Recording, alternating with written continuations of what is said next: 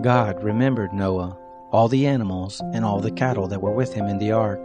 And God made a wind to pass over the earth. The waters subsided.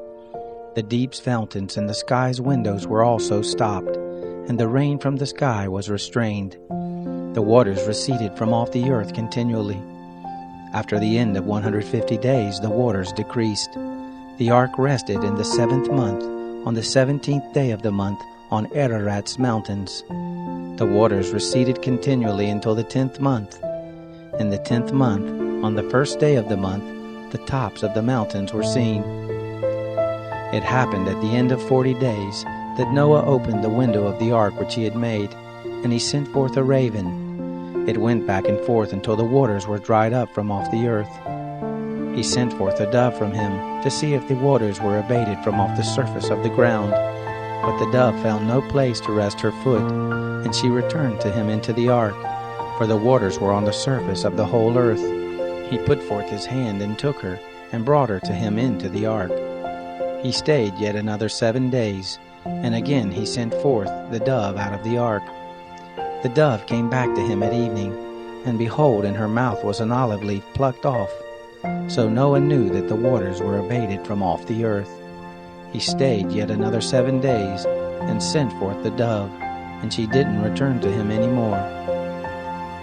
It happened in the 601st year, in the 1st month, in the 1st day of the month, the waters were dried up from off the earth. Noah removed the covering of the ark and looked.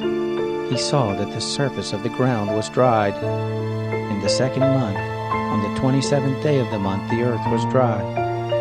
God spoke to Noah, saying, "Go forth from the ark, you and your wife, and your sons' wives with you. Bring forth with you every living thing that is with you of all flesh, including birds, cattle, and every creeping thing that creeps on the earth, that they may breed abundantly in the earth, and be fruitful and multiply on the earth." Noah went forth with his sons, his wife, and his sons' wives with him. Every animal, every creeping thing, and every bird, whatever moves on the earth after their families, went forth out of the ark. Noah built an altar to the Lord, and took of every clean animal, and of every clean bird, and offered burnt offerings on the altar. The Lord smelled the sweet savor. The Lord said in his heart, "I will not again curse the ground any more for man's sake, because the imagination of man's heart is evil from his youth. Neither will I ever again strike everything living as I have done. While the earth remains, seed time and harvest, and cold and heat, and summer and winter, and day and night shall not cease." God blessed Noah and his sons, and said to them, "Be fruitful and multiply, and replenish the earth. The fear of you and the dread of you will be on every animal of the earth, and on every bird of the sky. Everything that the ground teems with, and all the fish of the sea are delivered into your hand. Every moving thing that lives will be food for you. As the green herb, I have given everything to you. But flesh with the life of it, the blood of it, you shall not eat. I will surely require your blood of your lives. At the hand of every animal I will require it. At the hand of man, even at the hand of every man's brother, I will require the life of man. Whoever sheds man's blood, by man will his blood be shed, for in the image of God made he man. Be fruitful and multiply. Bring forth abundantly in the earth, and multiply in it." God spoke to Noah and to his sons with him, saying, "As for me, behold, I establish my covenant with you, and with your offspring after you, and with every living creature that is with you, the birds, the cattle, and every animal of the earth with you. Of all that go out of the ark, even every animal of the earth, I will establish my covenant with you. Neither will all flesh be cut off any more by the waters of the flood, neither will there any more be a flood to destroy the earth." God said, "This is the token of the covenant which I make between me and you, and every living creature that is with you, for perpetual generations. I set my rainbow in the cloud, and it will be for a sign of a covenant between me and the earth. It will happen, when I bring a cloud over the earth, that the rainbow will be seen in the cloud, and I will remember my covenant which is between me and you, and every living creature of all flesh, and the waters will no more become a flood to destroy all flesh. The rainbow will be in the cloud. I will look at it, that I may remember the everlasting covenant between God and every living creature of all flesh that is on the earth. God said to Noah, This is the token of the covenant which I have established between me and all flesh that is on the earth. The sons of Noah who went forth from the ark were Shem, Ham, and Japheth. Ham is the father of Canaan. These three were the sons of Noah, and from these the whole earth was populated. Noah began to be a farmer and planted a vineyard. He drank of the wine and got drunk. He was uncovered within his tent. Ham, the father of Canaan, saw the nakedness of his father and told his two brothers outside. Shem and Japheth took a garment and laid it on both their shoulders, went in backwards, and covered the nakedness of their father. Their faces were backwards, and they didn't see their father's nakedness. Noah awoke from his wine and knew what his youngest son had done to him. He said, Cursed be Canaan. A servant of servants will he be to his brothers. He said, Blessed be the Lord, the God of Shem. Let Canaan be his servant. God enlarged Japheth. Let him dwell in the tents of Shem. Let Canaan be his servant. Noah lived 350 years after the flood. All the days of Noah were 950 years. Then he died. Now this is the history of the generations of the sons of Noah, and of Shem, Ham, and Japheth. Sons were born to them after the flood. The sons of Japheth: Gomer, Magog, Madai, Javan, Tubal, Meshech, and Tiras. The sons of Gomer: Ashkenaz, Riphath, and Togarmah. The sons of Javan: Elisha, Tarshish, Kittim, and Dodanim. Of these were the isles of the nations divided in their lands, everyone after his language, after their families, in their nations. The sons of Ham: Cush, Mizraim, Put, and Canaan. The sons of Cush: Seba, Havilah, Sabta, Rama, and Sabtika. The sons of Rama: Sheba and Dedan. Cush became the father of Nimrod. He began to be a mighty one in the earth. He was a mighty hunter before the Lord.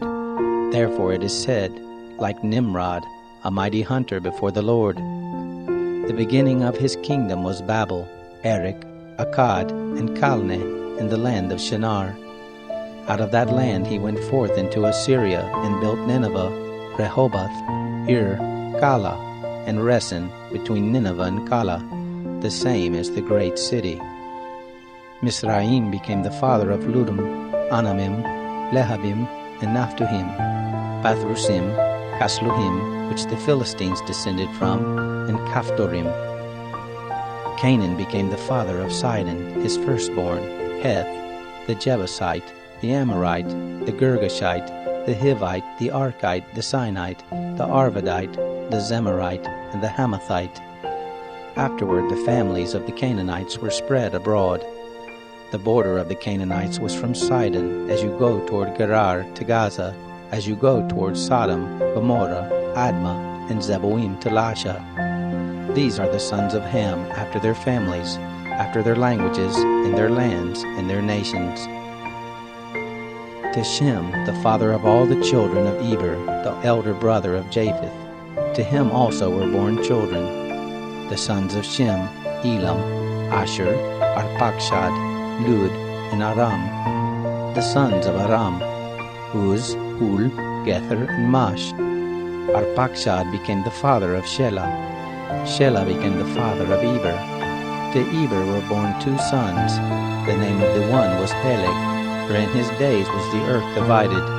His brother's name was Joktan.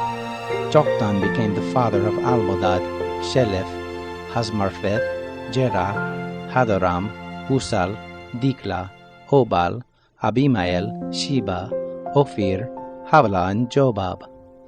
All these were the sons of Joktan. Their dwelling was from Misha, as you go toward Sephar, the mountain of the east. These are the sons of Shem after their families, after their languages, in their lands, after their nations. These are the families of the sons of Noah, after their generations and their nations. Of these were the nations divided in the earth after the flood. The whole earth was of one language and of one speech. It happened, as they traveled east, that they found a plain in the land of Shinar, and they lived there. They said one to another, "Come, let's make brick and burn them thoroughly." They had brick for stone, and they used tar for mortar. They said, "Come, let's build us a city and a tower, whose top reaches to the sky, and let's make us a name, lest we be scattered abroad on the surface of the whole earth." The Lord came down to see the city and the tower which the children of men built. The Lord said, "Behold, they are one people, and they have all one language, and this is what they begin to do. Now nothing will be withheld from them which they intend to do. Come, let's go down, and there confuse their language, that they may not understand one another's speech." So the Lord scattered them abroad from there on the surface of all the earth. They stopped building the city. Therefore the name of it was called Babel, because the Lord confused the language of all the earth there. From there the Lord scattered them abroad on the surface of all the earth. This is the history of the generations of Shem. Shem was 100 years old, and became the father of Arpachshad 2 years after the flood. Shem lived after he became the father of Arpachshad 500 years, and became the father of sons and daughters. Arpachshad lived 35 years, and became the father of Shelah. Arpachshad lived after he became the father of Shelah 403 years, and became the father of sons and daughters. Shelah lived 30 years, and became the father of Eber. And Shelah lived after he became the father of Eber 403 years, and became the father of sons and daughters. Eber lived 34 years, and became the father of Peleg. Eber lived after he became the father of Peleg 430 years, and became the father of sons and daughters. Peleg lived 30 years, and became the father of Reu. Peleg lived after he became the father of Reu 209 years, and became the father of sons and daughters. Reu lived 32 years, and became the father of Serug. Reu lived after he became the father of Serug 207 years, and became the father of sons and daughters. Serug lived 30 years, and became the father of Nahor. Serug lived after he became the father of Nahor 200 years, and became the father of sons and daughters. Nahor lived 29 years, and became the father of Terah. Nahor lived after he became the father of Terah 119 years, and became the father of sons and daughters. Terah lived 70 years, and became the father of Abram, Nahor, and Haran. Now this is the history of the generations of Terah. Terah became the father of Abram, Nahor, and Haran. Haran became the father of Lot. Haran died before his father Terah in the land of his birth, in Ur of the Chaldees. Abram and Nahor took wives. The name of Abram's wife was Sarai, and the name of Nahor's wife Milcah, the daughter of Haran, who was also the father of Iscah. Sarai was barren. She had no child. Terah took Abram his son, Lot the son of Haran his son's son, and Sarai his daughter-in-law, his son Abram's wife. They went forth from Ur of the Chaldees to go into the land of Canaan. They came to Haran and lived there. The days of Terah were 205 years. Terah died in Haran.